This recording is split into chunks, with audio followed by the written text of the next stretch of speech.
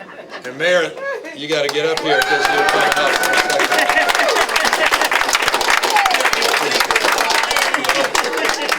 I get it. She just dressed up to suck up to SEIU in purple.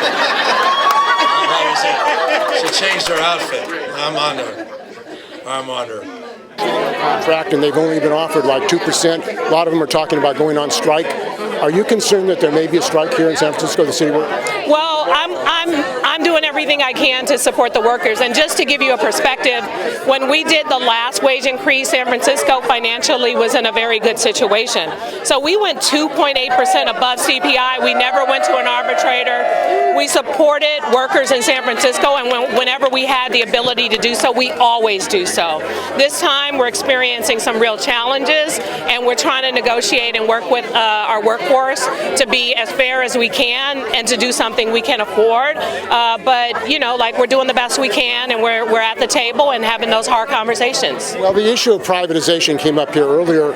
A lot of the city workers saying their consultants, nonprofits outsourcing 4,000 empty staff positions of city workers. Are you concerned about privatization in San Francisco? Well, just to be clear, we have a lot of nonprofits, and some are unionized nonprofits as well. We just negotiated an increase in our last negotiations for not only in-home services workers, but also some nonprofit workers who received an increase. And we want to make sure that we're doing everything we can to provide the services, that we're able to build for the capacity we need to address the needs. But ultimately, you know, there's always going to be something that somebody isn't happy about. Our goal is to do everything we can to maintain our union stronghold and to support the ability for any worker to choose to be a part of a union. We've been very good at making sure we maintain those relationships and those options, but we also need to make sure that we're able to hire the appropriate staff to provide the essential services that San Franciscans want and need. Well, there's a corruption crisis in San Francisco. Yeah. These arrests and corruption in nonprofits. Okay. All right. We're going to have to cut it off here. Sorry.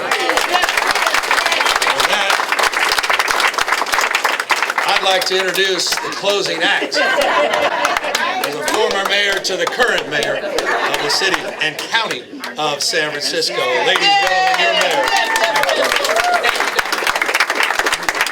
Well, first of all, I want to appreciate all of the people who are here, especially many of the in-home support services workers of SEIU 2015.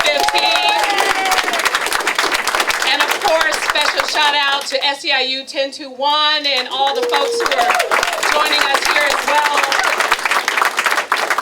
You know, I know you've heard all the technical reasons why we should be supporting Proposition 1, but I want to talk about the personal reasons why you should support Proposition 1.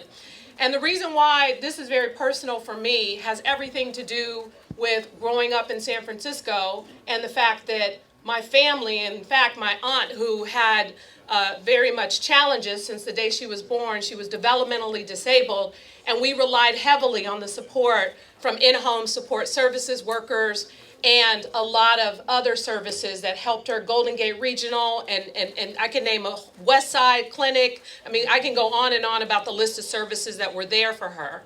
But when my grandmother started to develop dementia, it became increasingly difficult to get my aunt the services and the support that she needed.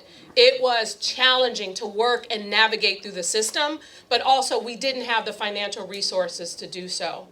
Eventually, we were able to get the help that we needed. It took years. Eventually, we were able to get my grandmother in Laguna Honda Hospital, where she was cared for to the end of her days. And the reason why this is important to note is because there are so many people out there who are still waiting, who are waiting years, who may not have an advocate fighting for them. Had it not been for me and some of my other family members and the community, then I don't know what would have happened to my grandmother or my aunt. I truly believe my aunt could have easily been on the streets of San Francisco, struggling without a bed, without the support necessary to ensure she was cared for. We have so many people who lead different levels of care, whether it's those who developed some sort of mental health challenge because of substance use disorder, or whether it's someone who was born with it, or what have you. There are a lot of different layers to this, which means we need a lot of different layers of different kinds of facilities. Right. More than ever before. In San Francisco, we have about 2,200 beds. When I first started as mayor, we added another 350, and we are doing all of this with some level of support for the state, but it is hard and it is expensive. And not to mention, the locked facilities are extremely expensive. We talk about our jails should not be a place for those struggling with mental illness. Well, unfortunately, that's all we have right now. And we have very, very limited number of locked facilities of people who really need that kind of care and that kind of support. So I appreciate the fact that we are all here. Darrell Steinberg drove way from Sacramento.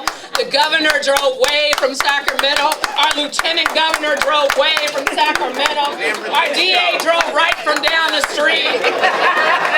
We got doctors, we got clinicians, we got people who actually are on the ground doing the work. Elected leaders, we lead, we provide the vehicle for the support necessary, but the people in this room, so many of you, you are the ones who understand the need for this, the significant need for the resources, the dollars necessary to increase our capacity significantly to address the needs. And I want to really thank the governor for his support of not just care courts, but the reforms to our conservatorship systems and the work that we need to do.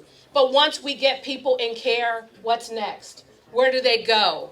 How do they get the support that they need? Proposition 1 is the answer to the resources we need to increase our capacity and to make sure that we don't leave anyone on the streets who we know clearly are suffering from a mental health breakdown or any other issues that exist in this mental health care field. After the pandemic, we know that there have been challenges. We are still experiencing the impacts. We have seen things become completely, especially around fentanyl, things become even more devastating.